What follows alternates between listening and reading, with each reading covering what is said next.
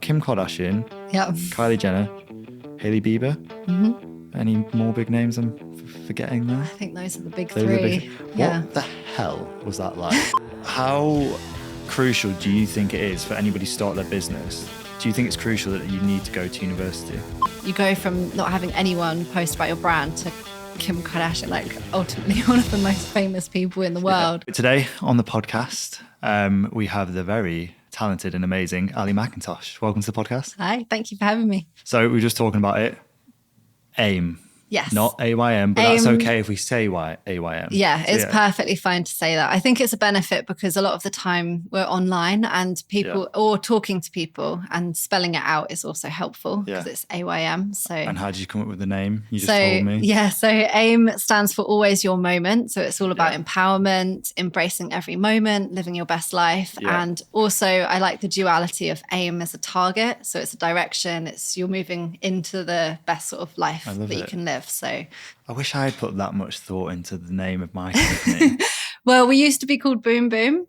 And I got to a point where I was like, I'm just outgrowing this name. I would have these important business meetings and I would call up HMRC and be like, hi, I'm calling from Boom Boom. So funny. And it just didn't have the Why did you originally call it Boom Boom? Because I wanted it to be about like having a party, feeling good, like the music, the sound of like music booming, all of that sort of thing. But we just outgrew it. So we wanted a more sophisticated name. Definitely fits with your brand and the type of like clothing that you do that we'll get onto. But definitely I think that AIM over Boom Boom it's much better.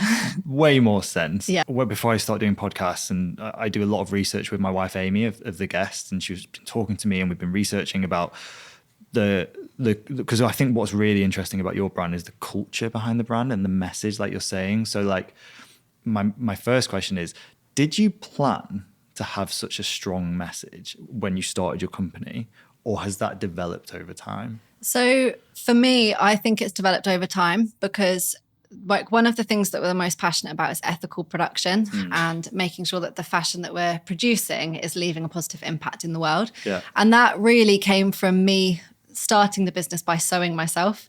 So in effect, I saw firsthand how much hard work goes into the production process, how difficult it is to actually sew a garment, how much time is involved.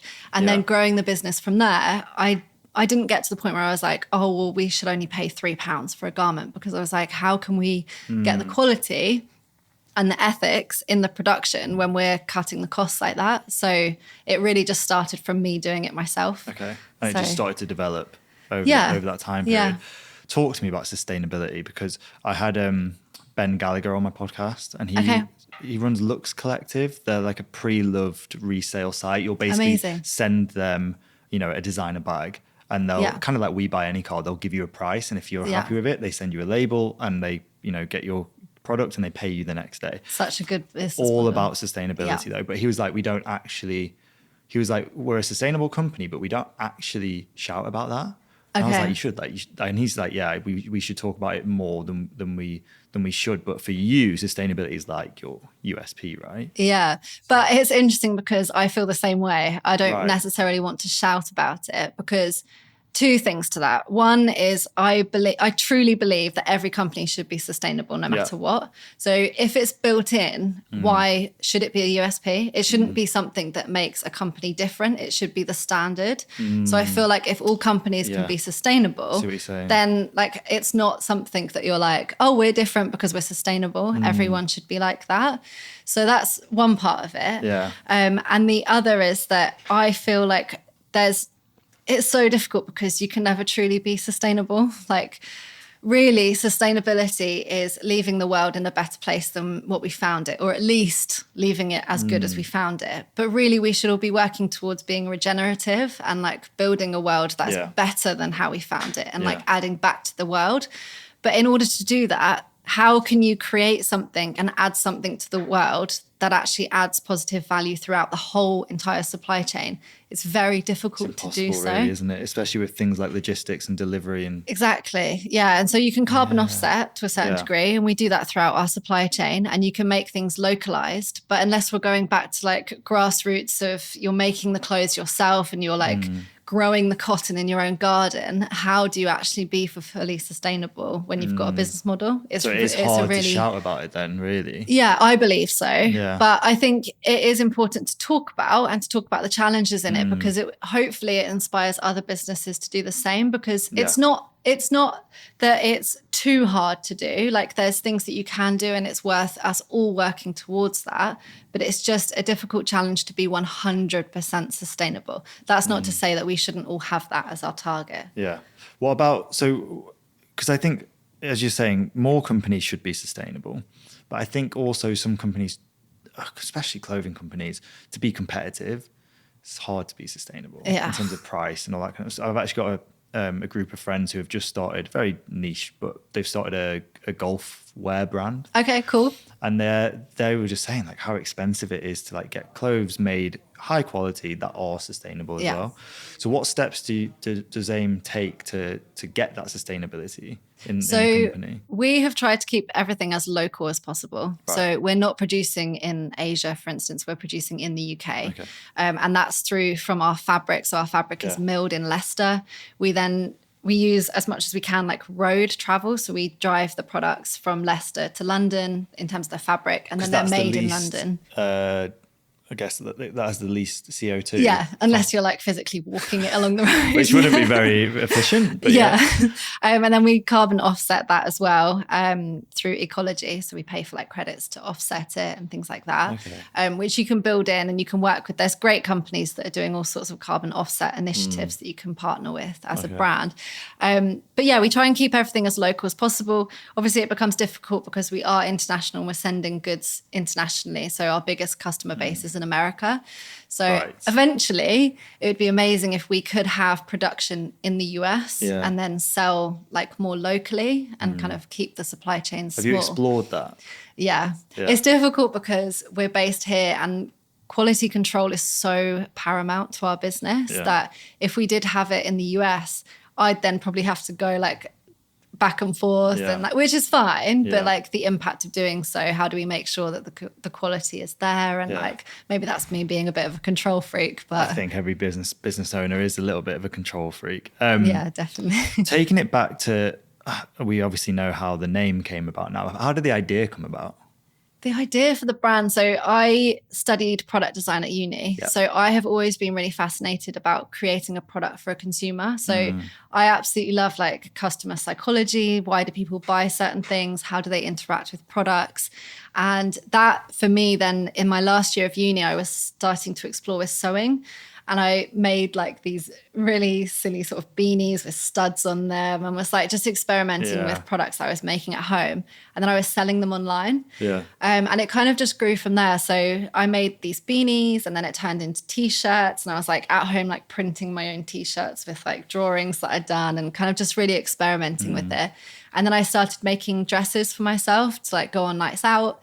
And people would come up to me and say, oh, where's your dress from? And then it was always a bit of like, oh, I made it. And then they would think that was kind of cool. And we'd have like a really inspired conversation about it.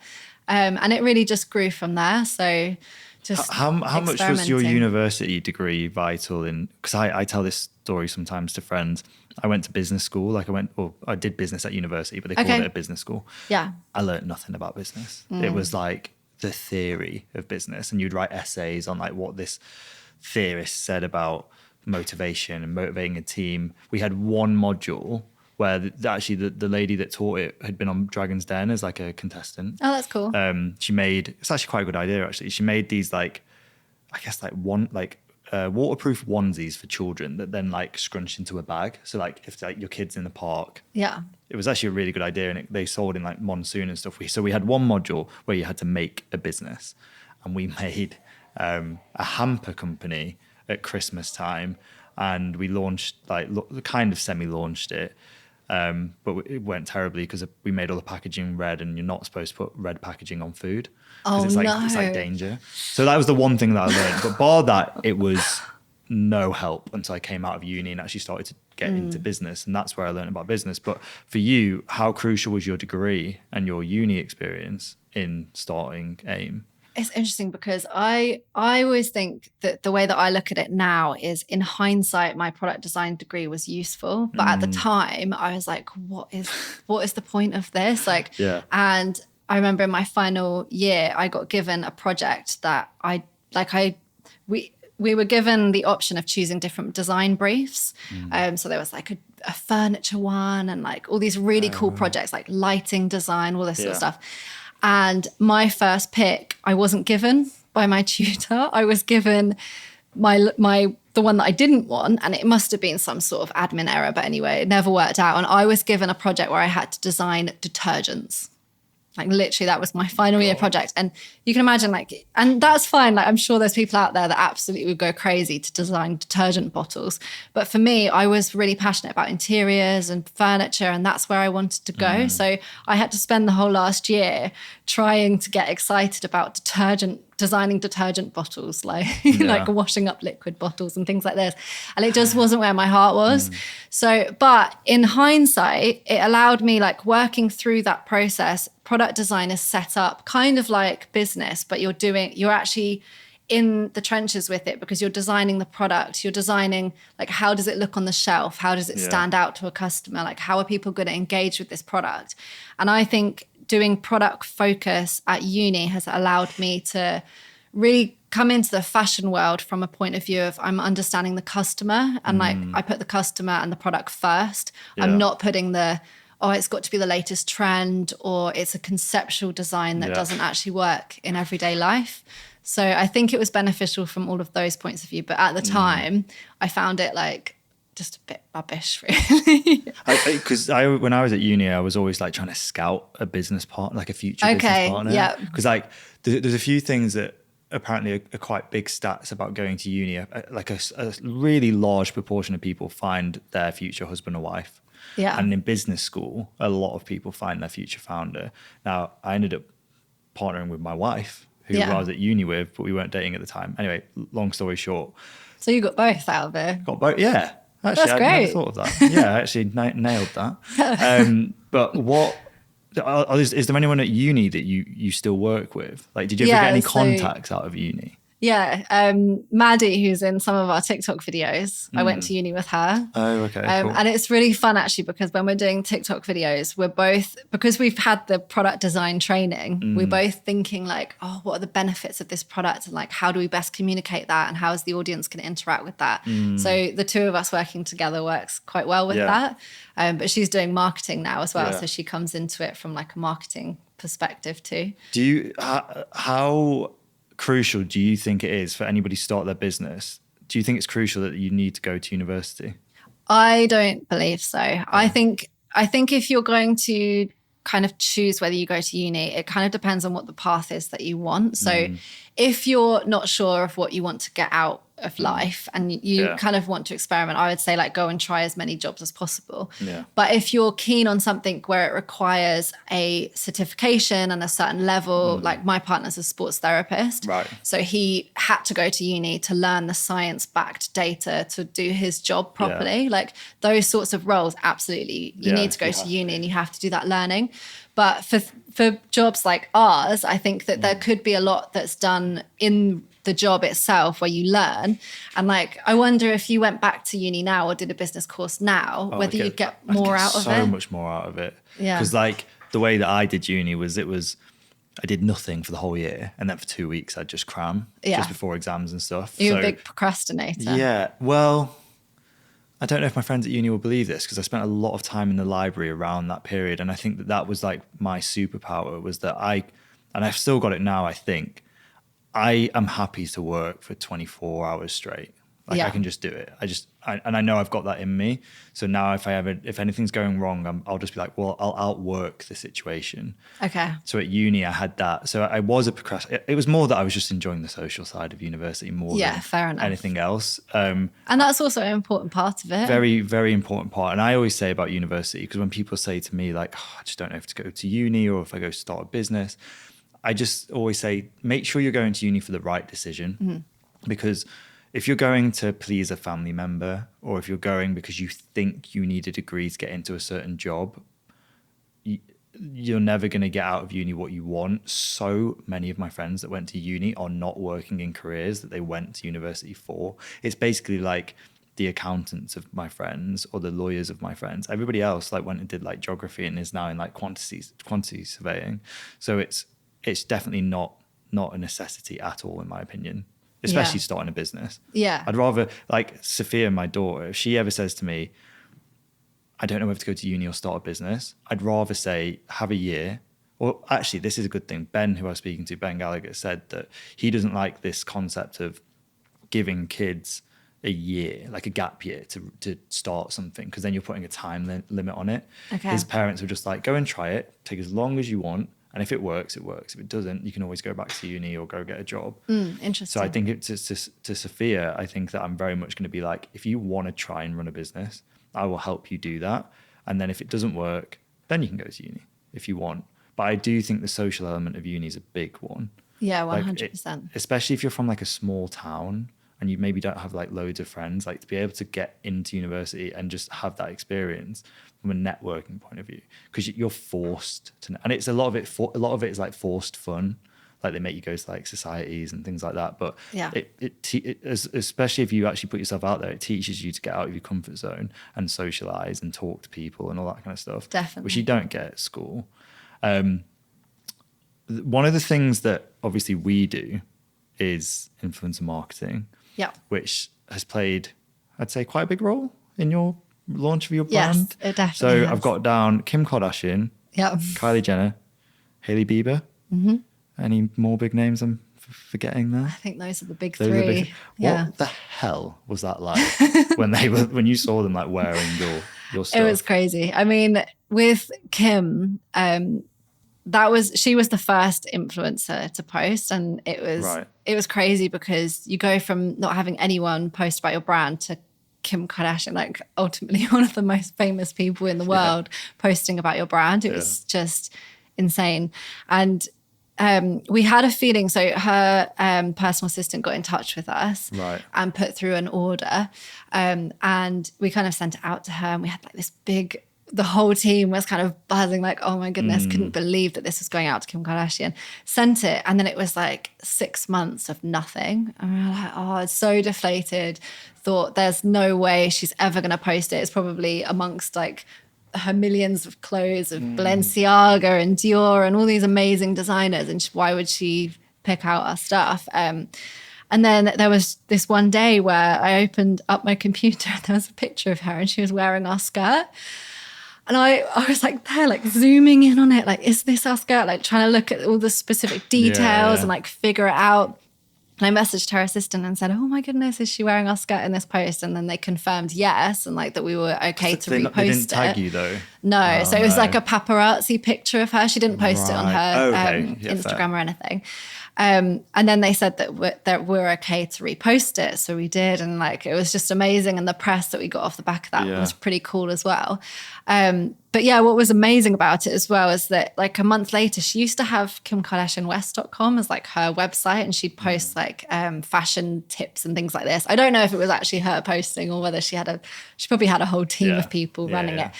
But they posted get my look, and it was her wearing this outfit, and then she'd linked directly to our website through her site. So I was just sitting there at home and like our traffic was going berserk, and I was like, what is going on? And I could see that the source was KimKardashianWest.com, and she had linked like an actual backlink to our website from her site, like recommending our product, which was like huge. Like she didn't have to do that. It was totally unasked for anything. This is probably a bit of a rude question, but did it convert?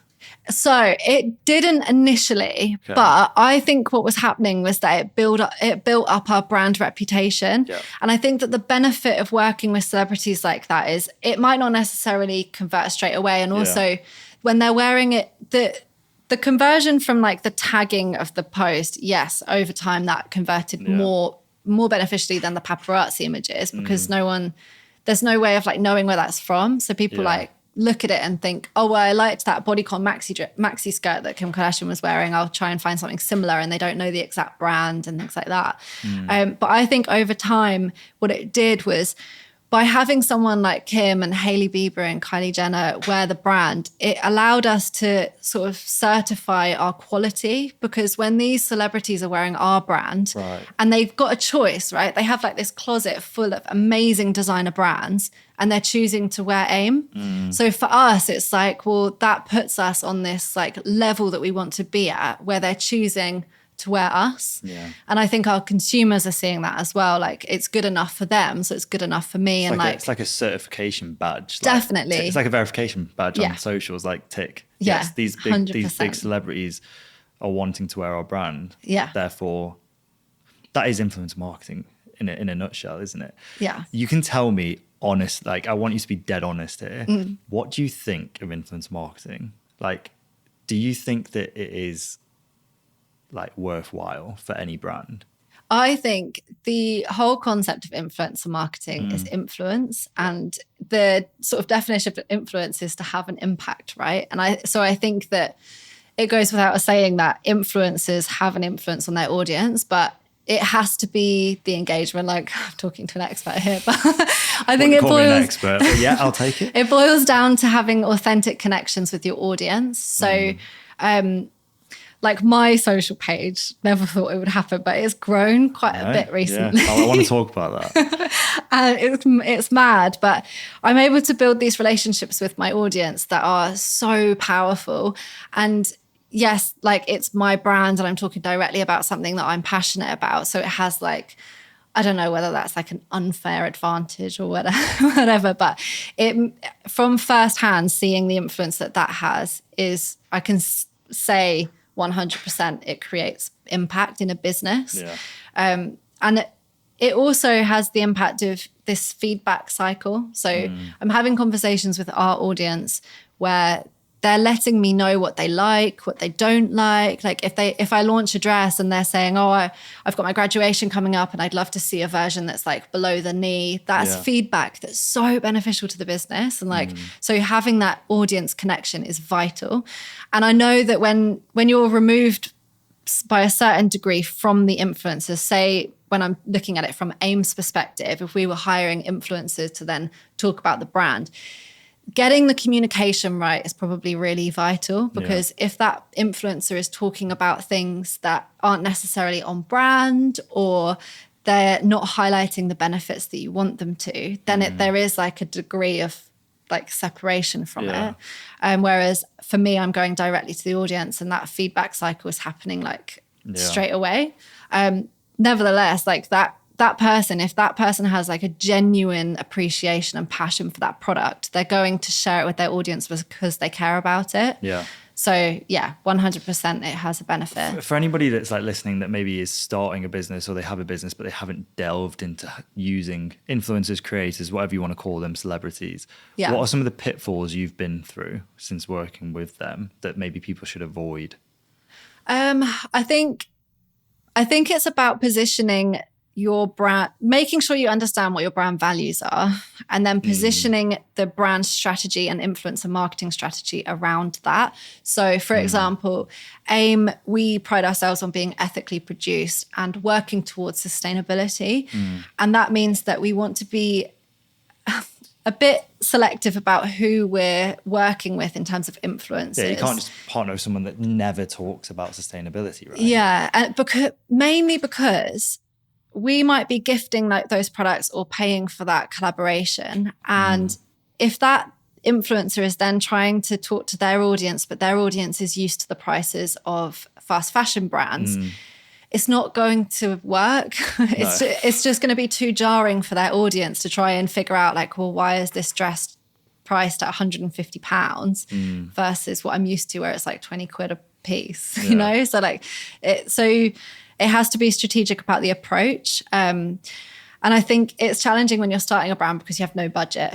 And it's like, well, what am I supposed to do? Because the influencers want payment or they want gifted products. And I've only got like 5 of these. And like, I want to sell the 5 of these. I can't give them away for free. But it's like figuring out well, if you're allowing for 10% of your stock range to be influencer gifting, like that's 10% marketing cost effectively, like work it out from there. So interesting, because obviously we're on the other side of it and we're like, work with these people, work with these people. But I do pride ourselves in trying to make sure that we're not just putting anybody in front of any brand. It needs to be the right fit, because ultimately it comes back to bite us in the ass if it doesn't perform well. Yeah. So there's no point I was just speaking to Sedge about this from Scene Connects, and she was saying that they focus so much on just getting the right individual for the campaign. So my advice for anybody starting influencer marketing is size doesn't matter. It's not just about partnering with the best and biggest. Yeah. It's about who you're partnering with, and like you're saying, be very, very selective. Yeah, definitely. Who that is. And like your message about, empowering women within the business, you need to be partnering with creators that are also talking about that, because then it all feeds in. Talking about the concept of empowering women in the business, how do you go about doing that? Like, where's the starting point for that for you? So I think it's about making sure that everyone has a voice ultimately. So if everybody in the supply chain can speak up and talk about things, it's kind of like what you were saying about outreach, like you've got this empowerment. What kind of worms that opened up. But doing that and being open to pushback from the team or like different directions, and like having a team that's empowered to have a voice is so vital in that process, because if they find that actually something isn't working for them, or like they feel uncomfortable about something, or they just want to raise something, something could be done better, they feel like they can speak up about it. And that's so important in building a company that's built on ethical values. So ethical ultimately means doing the right thing. So as long as you feel like you're doing the right thing and everybody can choose to do the right thing in your company, then you're building an ethical foundation for something. So empowerment comes through like being able to talk about it. I think it's taken me a good year of running this business to, not saying that I didn't ever want any of the employees to make any of the big decisions, because like ultimately at the end of the day, it has to fall down to the founders of the company to make the big decisions, because it's on them if it goes wrong then, or if it goes right, it's on them, hopefully. Yeah, you've got the responsibility. But you've got that responsibility there. But it's taken me a while to make sure that we are starting to open up decision making to the wider team. And even like I was saying before this about, the name of the company, the brand colors, stuff like that.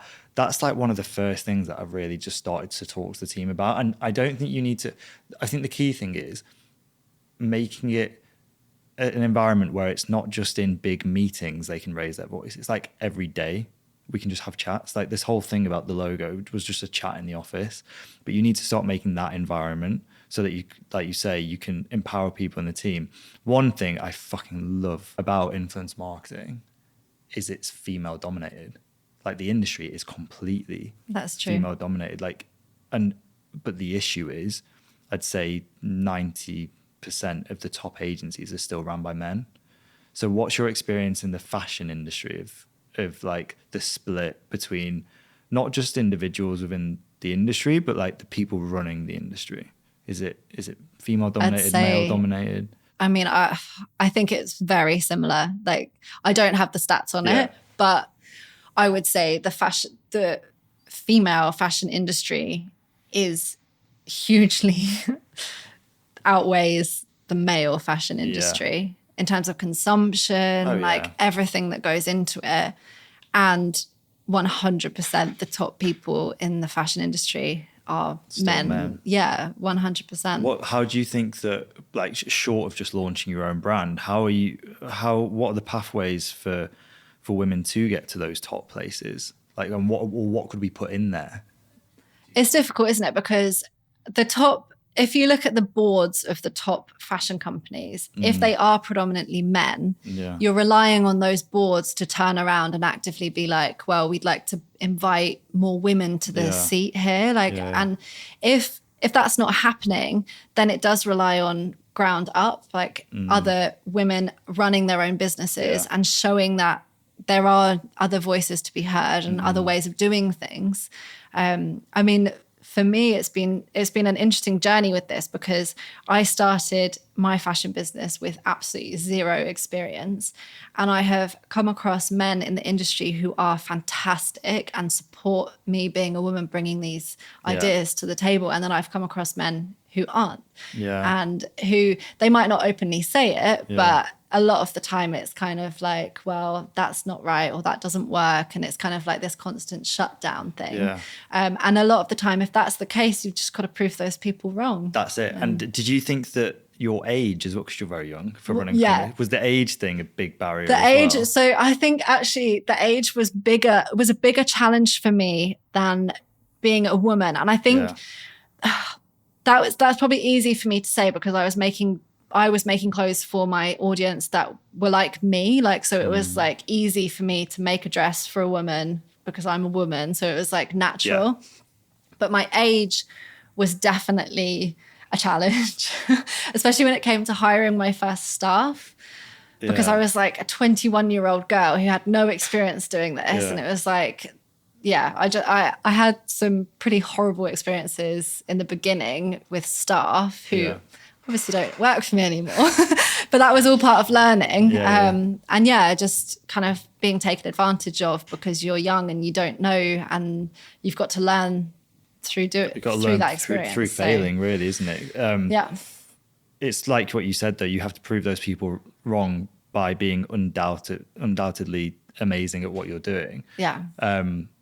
Our team is super young on average, and I love it because I think the industry, our whole industry as a whole, is young because the consumers are young of our industry. So you have to be young to know like how they think. Yeah. Me being a 45-year-old, I'm not saying anything bad about 45-year-olds, but me being a 45-year-old trying to teach somebody about TikTok just doesn't work. We have to be a bit younger.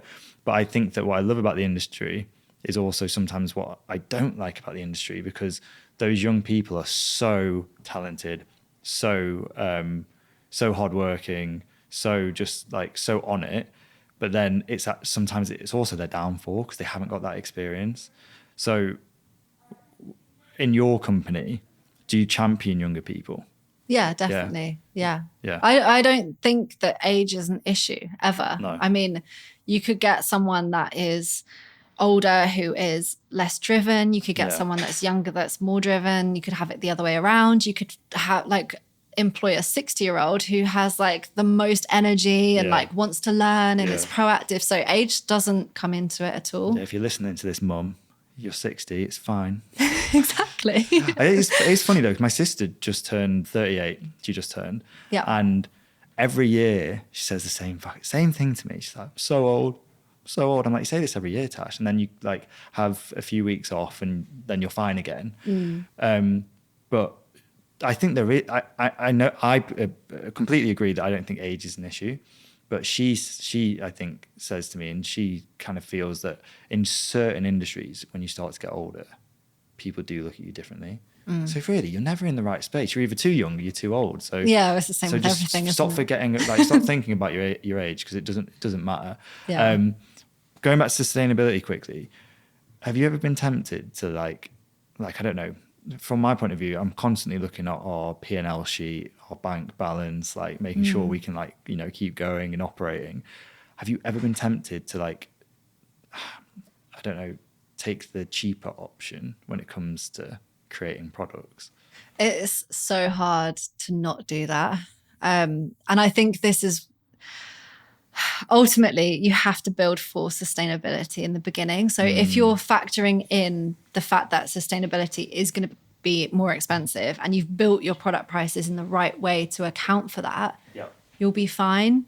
But when you are developing a product, so like we're putting out clothing into the world, that we have this audience that's very actively engaged and they give us feedback all the time. And a lot of the comments, probably the majority of the comments that we get actually are around price point.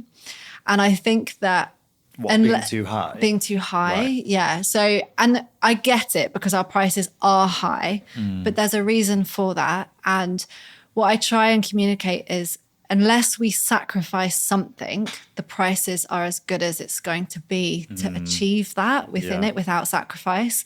So you have to maintain that level. And it is very hard. Like we went through a period in 2020 and 2021 where I had to make some really awful, tough decisions. I had to let go of team members. I had to really streamline the business because we weren't making the profits that we needed to. And it was really difficult. Like one of the hardest parts of my life. And like, obviously it impacted the people that I had to let go. And like, it was probably the worst experience that they've ever been through. And in those moments when you're looking at it and you're like, there's this person in front of me and I'm having to make a decision as to whether we reduce our product prices and sell more or make these tough decisions to stay true to our values, then that's so like difficult. Your back's up against the wall in those situations. Like, and you have to stick to your guns with it. That's where you've got to stay true to yourself. And that's why having a message and a goal like AIM is so important, because then that dictates your decision making. Because if someone is sat in front of you and you're telling them that there's no longer a job here for you, but you do have an option in the background of maybe making it cheaper, it's got to be tempting. Because I think that is one thing of running a business, and I think that's the hardest thing I ever have to do, is let people go. It's horrible. Because I think I was speaking to Ben Gallagher about this, and he said such a great thing.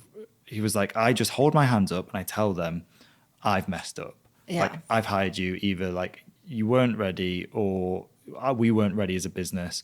And I say, listen, I'm sorry. There's no, like, hopefully there's no hard feelings. You might hate me, but like, I've messed up and I'm really sorry about it. And I never thought about that, because I was thinking you always feel like you're coming across as the dick. But if you do just hold your hands up and be like, I've made a mistake here. Like, whether it's like, we couldn't actually afford you, or like, again, in the hiring process, we should have seen that you weren't ready for this role, then it's a lot easier to I guess, put yourself through that experience. But it is one of the worst experiences of running a business. Yeah, definitely. In the world. I think the way that I tried to process it was going into those tough conversations. I'm not trying to be liked. Like, I'm not trying to come out of it like looking like a good person, because that's not what I'm going in for that conversation for. So trying to think like, oh, how can I come out of this like looking good? Like, I just tried to put that to one side and say that ultimately this is absolutely nothing to do with me. It's everything to do with this person. Like, how can I make sure that they've got everything that they need to make this as comfortable as possible for them? Like redundancy packages or like anything like that. So they've got the tools that they need to then find other employment and like good references, all of that. Obviously it makes it a lot easier when something has actually gone wrong, because then it's like, well, this is why. Like, you can be strategic about, okay, well, I know why it hasn't worked out, and like, we have to go in different ways and all of that. But those conversations, I don't think they're never easy. Like, that's the hardest part of running a business. That and like making sure that the finances work right, I think for me have been the hardest thing. 100%. I think that I forgot what movie. I think it's Moneyball, the baseball movie. Oh yeah. They say in that, he was like, because they had to trade somebody, and he was like, I don't know, I'm going to tell him he's getting traded. And he's like, he's an athlete, just tell him the facts and walk out of the room, kind of thing. Yeah, because you overthink it in the lead up to it. Massively. And I think that if you actually just stick to the facts of the matter, like, this didn't work, this isn't adding up, like X, Y, and Z. Yeah. Whether they can take it in that moment or not, I think that further down the line, they'll be like, I understand why this happened. And it's in the best case for everybody, because we obviously sign a lot of talent, but some of the talent doesn't work out. So then we also have to, unfortunately, part ways with some talent. Yeah. So my talent managers are having that experience of effectively firing somebody. And luckily it doesn't happen too much. It's happened more as we've grown, because like, it's bound to, proportionately. Yeah, exactly. And we're a lot pickier now than we used to be, I think, in terms of talent. So they're now having this experience, and they constantly are like, oh, I don't know, like, you know, I don't want to do it. I don't know how I'm going to do it. What do I say? Because like an employment relationship, in that talent relationship, you have such a close connection with all the people that you're managing. And I always say, you've got to stick to the facts, because if you try and bullshit them with something that, you know, oh, well, this is happening and this person made me do it, and like just lying to people, they'll see straight through you. And that's not how, although the truth can sometimes hurt, it's definitely the best way of handling those situations. Because if you try and bullshit people, they'll see straight through you. They will, yeah. And I think leading up to that, it's the way that I've tried to approach it is you try and avoid that at all costs. So I've tried to build in like this kind of like 3-point plan that you work through. What are the other alternatives? Like, can we try this? Or like, can we try that? And you do it in a formalized process so that if it does get to the crunch point, and you do have to make that tough decision, you've had 3 meetings about performance. You've gone through everything involved in that. You've given that person ample opportunity to turn it around 3 times, and then it's not worked. You can clearly say, look, we tried this, we tried that. Yeah. Like this hasn't worked out. How have you found that though? I think that one of the things that I've been through is it's really hard to give people multiple chances when you're small. That's true. Because you've not had investment, right? No. So it's all your money. Same here, like all mine and Amy's money. And not that I would spend somebody else's money a bit more freely, in case any investors are listening. But it's hard to be like, okay, you're now getting 3 chances, which might be over the period of 3 or 4 months, if not longer. Yeah. Which is 3 or 4 months of money going out that we might not be seeing a return on.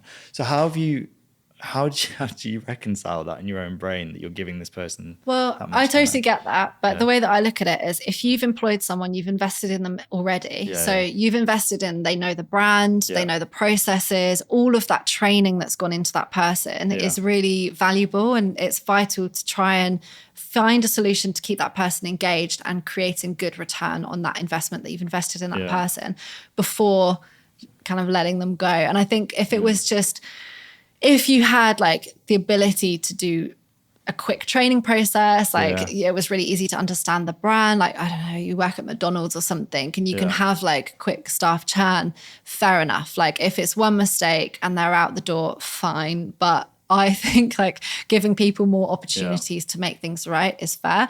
But added to that, what I try to do is to build in staff performance, and I need to get better at it because I'm like, I would love to be more consistent with my approach and like have more regular meetings, but I'm aiming to have like once a month check-ins, like talk through performance, figure out how the team is feeling about certain things. And like, but I do have regular informal meetings with the team and like making sure that they understand what the priorities are, making sure that they have the support that they need in their role.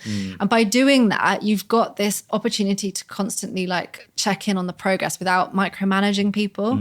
And then it hopefully will avoid that happening at all. Yeah. I know easier said than done, It is. And I just want to be clear, like, I definitely think that you have to give people ample opportunity to make mistakes. Yeah. You need to make an environment as well where it's okay to make mistakes. Definitely. Especially younger members of the team who maybe haven't been in that many jobs before. Yeah. I think sometimes they're so worried to make a mistake that it actually makes them become indecisive. Yeah. And you're just like... So how do you lead from the front on that? Do you like make mistakes openly yourself? And yeah. Oh, good question. I think I do. I'd love to... I'm actually going to speak to the team about this. I think that I do. I think that when I make a mistake, I tell, because we have if you're in our office in the day, it's so loud. Yeah. Like everybody's talking to each other, like they're laughing, they're having fun. I think instinctively and just naturally, I probably do show mistakes. I probably can get better at it. And it's just hard to be like, hey guys, I made a mistake today. Yeah, I know. But I think that, like, for example, a good example is I was doing a negotiation with a brand the other day. And I went in at a fee and they immediately accepted it, which is a red flag because it means that I went in too low. Yeah. So I managed to salvage it because like I renegotiated, but I did tell a lot of the team about that because I want them to realize that they can mess up. I think the issue 9 times out of 10 comes if they're, for example, in a promotional cycle and they're wanting to hit their targets for promotion, they don't want to show any weakness, or if they're on probation. If you're on probation, they're very new to the company. Nobody wants to make a mistake. And I definitely need to get better at that because effectively this job is very much a sales job. And I tell the team that all the time, which is you're selling talent, right? So there has to be targets. Yeah. Because the brands have targets, the creators have targets, and we as a business need to have targets. Yeah. But I need to make sure that everybody's not solely focused on those targets. For example, one thing that I've just done, I've just taken 2 people off probation that didn't hit their financial target because they did so many other good things.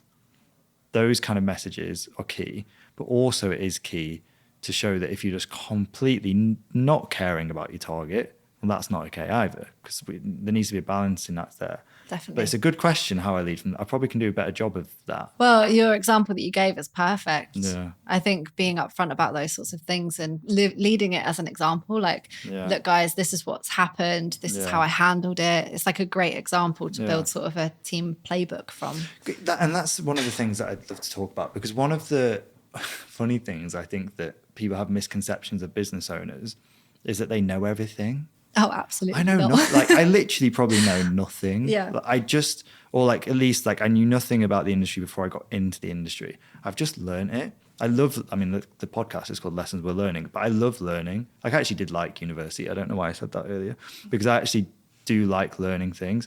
Like, I used to video edit. I used to love to learn to do that. I used to do photography. I loved learning that. And I think that that's such a key element of any business owner or anybody or in anything. And I think that it's a massive misconception that you know everything. How have you dealt with that?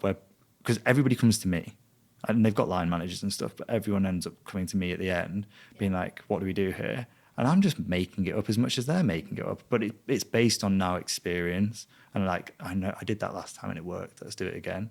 Yeah. How do you deal with that? I think it's a bit of a mixed approach. So oftentimes I'll kind of bounce that question back and I'll say, because I think that the team needs to kind of actively learn together. And I feel confident about how I'll make decisions on most things. And that's not for me knowing, it's like a feeling. I think if you have core values in a company and you use those as the mechanisms to make decisions, then my hope is with AIM that it will allow me to make clear decisions on things based on where our values lie.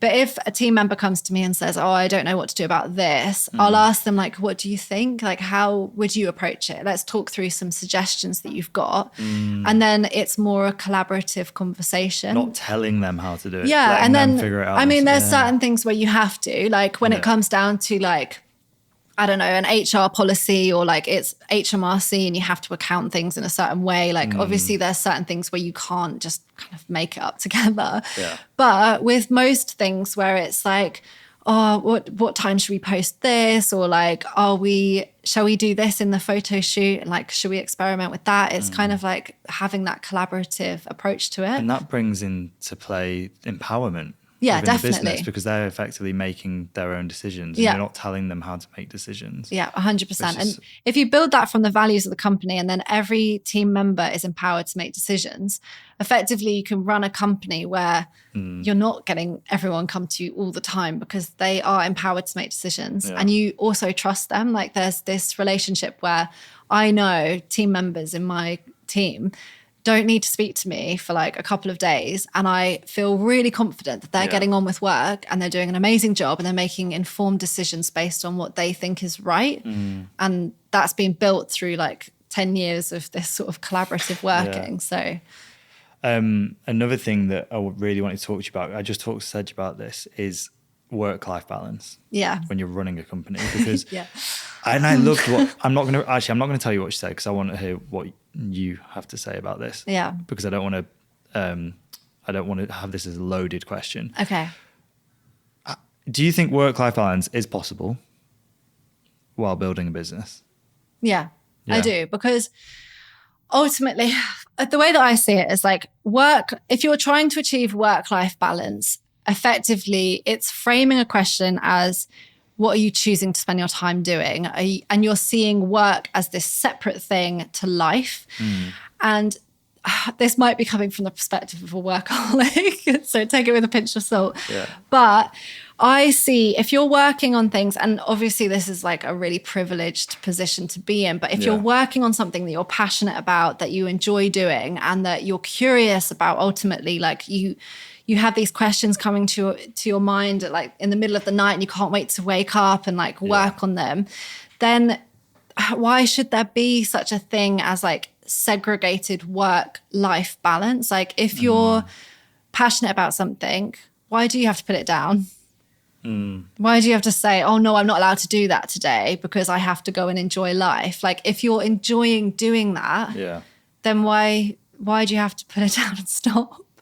And obviously it becomes like there needs to be a level of like making sure that your mindset is like your mental health is good and that you're seeing your family and all of those sorts of things. But the hope would be that you're doing that naturally anyway, because you're doing the things that you want to be doing. Yeah. And I think the risk comes when if you're an entrepreneur and you're building your own business and business is really tough, and you're spending your time doing things like having to make really tough decisions, like you're not actually enjoying the work that you're doing, you're like feeling burnt out, you're absolutely mentally exhausted, but you don't have a choice and you're having to stay up until 11 o'clock at night. And like, that's different. That's where, okay, you need to be having some conversations with people around you and making sure that people are holding you accountable and you're practicing self-care and you're being productive with yourself as well as the business. But ultimately, if you are passionate about what you're doing, you're enjoying it, I don't see why you have to structure life so rigidly between the two. I love that. What I was saying to Sedge was, I think it's an unrealistic message to send to especially young people, but goes for old people as well, that you can start a business and have like this, I guess, like quintessential work-life balance that everybody talks about, like clocking off at 5, having the weekends, all that kind of stuff. I just don't think I might just be really bad at business, and maybe I had to work all the crazy hours. I just don't think it's the right message, because what I think ends up happening is you tell those people you can have the work-life balance when you're starting, they then don't succeed because they're not working harder than their competitor, and then they get disheartened and then they stop. Yeah. So I think it's a better message to say it is going to be hard, but like you're saying, if you're doing something that you love and you're actually passionate about it, it's not so much going to feel like work. There'll still be things like admin that you're going to hate doing. Yeah, and then build that into a structure, then you can right? build that in when you started to perform well. What was your big, like, I want to ask this to everybody who runs a business that comes on the podcast. What was your biggest learning that you wish you'd known prior to starting a business that you now know? I don't know if there's like been one big lesson. It's been like a multitude of different things that I've learned throughout the business. But it's funny because like my sister and her partner are currently setting up a business of their own. Really? And like I look at it and I'm like, oh, okay, right. I could go in and I could structure this and I could tell them what to do with this. And I'm like really bossy, naturally. So I just kind of want to do that. Yeah. And I look at it as like, gosh, I have spent 10 years learning this process from the inside out, like making all of these mistakes. If I can help them as much as possible without trying to tell them what to do, they could fast track that and they could like kind of learn from my mistakes on it. But I try not to be bossy and I try and like be like, okay, they're going to learn their mistakes on their own. But yeah, there's a ton of things I've learned through the last 10 years that have made an impact on the business, from like learning about accounting to staff stuff, like what we were talking about, how you have those tough conversations. Like in the start of the business, I probably avoided having those conversations. I just put it off and put it off and put it off. And like, then it just builds up inside of you and it like creates so much stress and you can't focus on other things. Like you just have to learn how to deal with those processes. And then from everything, like learning about marketing and learning about the tone of voice, like how you talking about the brand in the captions, like how are you responding to customer inquiries? How are you building out like workflows and automating systems and things like that? But yeah, I think if I was gonna give an example of like one key lesson, it would probably be something that I've kind of picked up on recently, is that there's most of the time going to be a way of making something easier. And if you can find a way of making it easier, you'll probably save a lot of time, resources, money invested, etc. So as an example, we ran the company for like 6 years doing distribution ourselves. Like we were trying to be the experts at shipping and packaging and everything. And then during COVID, we realized, well, actually, we don't have a choice. We have to shut down the office. It's not operating like this. And we started working with a 3PL, so a third-party logistics handler. That was something that for me, like I had to kind of let go of the ego and the control freak in me to say, actually, I'm happy with someone else processing the parcels. And it was tough because I viewed it as a key decision in the business to keep the parcels being wrapped by us, because I felt like, well, how is anyone else going to do as good a job as we are? Because it's like we're writing the customer's name and like we're packaging it for them when we really care. But that decision, making it outsourced, was like a huge impact driver in making the business grow. Because ultimately, where before we were struggling because we would get these orders come in overnight and we'd have to rush to the office, and like me and Amy and Lucy and Elizabeth are all like wrapping the orders and like we can't scale. Yeah. Now we've got the ability to scale. So initially it's a tough choice, but ultimately if it makes life easier, it's worth doing. 100%. So it's such a good tip for anybody starting a business is take the time to think about your processes. Yeah. Because you get wrapped up. Starting a business, you're doing marketing, starting a website. Yeah. You've got to do like the sales. You've got to do everything, right? So you don't stop to think sometimes. And that's such a good point, is if you look at your processes, and some of the people I speak to with the biggest businesses that I know, like before I started a business, they were like, it's all systems. I was like, what does that mean? Like, it really is. And it really well, at least if you want to scale, it is systems and coming up with those systems. And each industry is different, and systems aren't always possible in all facets of every industry. But yeah, figuring those out early on is so key.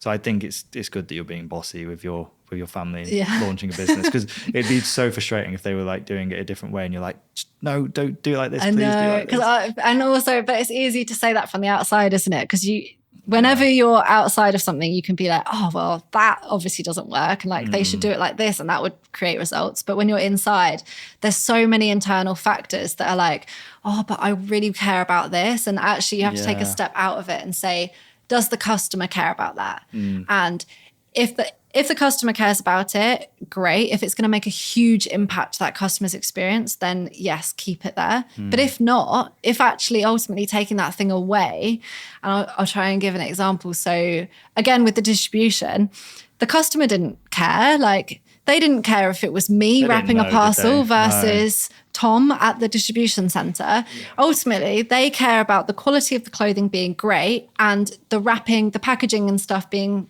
obviously like eco-friendly and like forest certified and all of those good things that go into it. And at the end of the day, they probably prefer it being done through a 3PL because they get their parcels quicker.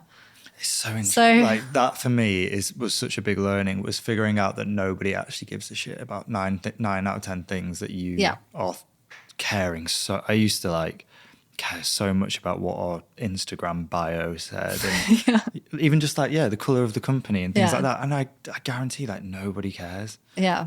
And again, that's a good learning for anybody starting a business, is actually figuring out what your customers and your team really care about. Yeah. You have to take the self out of it. So for us, we had this amazing office space. We were in this old brewery building. It had 3 times height ceilings and these gorgeous arches, and it was grade 2 listed, and it had this amazing barn door that rolled across, and it was just full of character, and I loved it. But during COVID, we had to take a step back from it. Again, COVID has opened my eyes to so many things in business. And we had to take a step back from it and make a decision to leave that space.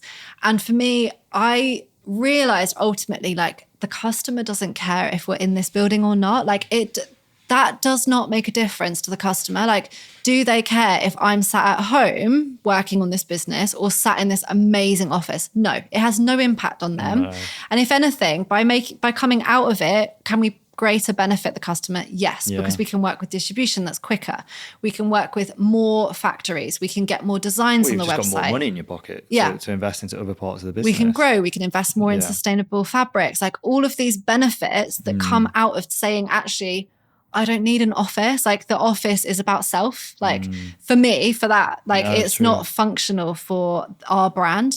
There will come a point where we're scaling and we need, I'm thinking about it again now, because I think in a year or two, working from home might not be something that we can do at the scale and the level that we're getting to, because we'll want to have roundtable meetings with the teams. I think it's always going to get to a point where you're going to have have to go back into an office if it grows. But you've got to make the decisions based on like what benefits the customer now. Does this thing actually benefit the customer? Because ultimately through anything, whether you've got a service or a product, it's customer. Like customer is everything. Yeah. And if it doesn't benefit them in any way, then why are you doing it? Sorry, Josh, we're going to sell the office now. Working from home. You need it for things like this. Well, right? Well, that's the other thing. It wouldn't be as professional if we were doing this in your living room. Oh, no. It benefits the team to have an office. And that's the other thing you have to think about, obviously, is the office there for the team? Yeah. Do they love it? But it still circles back to the customer. Because if what you're doing and the team and your customer might be your influencers or might be their brands. Yeah. If your team is operating effectively, they're feeling inspired, they're coming into work and they're able to solve problems and there's like this community, that's ultimately benefiting the customer. Yeah. So that's beneficial. 100%. What I found in my business, we're able to do that without the team being in one space. Yeah. So we've made it work, but it is a challenge. Yeah. So it's tough. My final question that I'm asking everybody, because I want everybody to leave positively, is what is your one big tip for a positive mindset? Because you're a very positive person, so I want to know your main or a few tips for your positive mindset. Well, ultimately, I think it comes down to gratitude. So being able to reflect on things and understand that you've got gratitude for what you've got, and it might not be exactly where you want to be yet, or you might not have the things that you are striving towards yet, but if you can be grateful for the here and now, then great. Also, I feel like there's, and I don't know if this maybe it does link to positive mindset, but remembering that everything is kind of temporary. So I think it's easy to get bogged down in like, oh, it's not perfect and it's not how I want it to be yet. And I've got so much to do. And like this big challenge has come in front of me and I don't know how to work around it. But seeing that as like, well, that's a temporary challenge. Like it's something that you've got to work through now, but it's not going to be there forever. So kind of just take every day as it is. But also I think like you spoke about running a business, like you need to have passion and you need to like be able to get up every day with like passion, and that it's not going to be every day. But I think one of the key things is like remaining curious. And if you remain curious and you allow your curiosity to drive you, I find that makes me feel positive, because when I'm like, if I wake up in the morning and I've had like this thought, I don't know, you might be the same as like a business owner, you're constantly thinking about things. And it actually, sorry, I'm jumping around a lot here, but it circles back to what you were saying about working a 9 to 5. If you've got a curious mind and you're working on things that are creative, ultimately as well, and that applies to business processes, that applies to like figuring out how to automate things, like which could sound really boring, but actually could be really creative and fun. If you're curious about things and you're trying to fit that curiosity and the creativity into a 9 to 5, it's not going to necessarily work, because creative thoughts and curious processes that you're working through in your mind come to you whenever. Like you can't switch your brain off. You can't say, okay, brain, we're doing 9 to 5 today. You're doing 24 hours. So I often find that I'll wake up like in the middle of the night and I'll write something down on my notepad by my side on my bed, or I'll like wake up in the morning and I've thought something through. And that curiosity leads me to feel like excited and passionate, and that leads to like positivity. So I find that if there is a challenge, I try to look at it as like, well, this is a learning opportunity. I'm like curious about how I overcome this challenge. Like I'm trying not to get bogged down by the negativity and actually seeing it as like, it's positive that I've even got this challenge. Like it's positive that I've got an opportunity to learn. And again, that circles back to gratitude. So yeah, a whole mixture of things. I love it, because I think what curiosity and learning does is it gives you hope. Yeah, definitely. Because you're like, well, if you're learning and being curious about something, it's usually because you don't know it yet. And then there's nothing that can go wrong there. It's all positive. So I love that. Ali, thank you so much for coming on. Love this conversation. Good luck with everything with AIM. Thank you so much. Please come on again soon.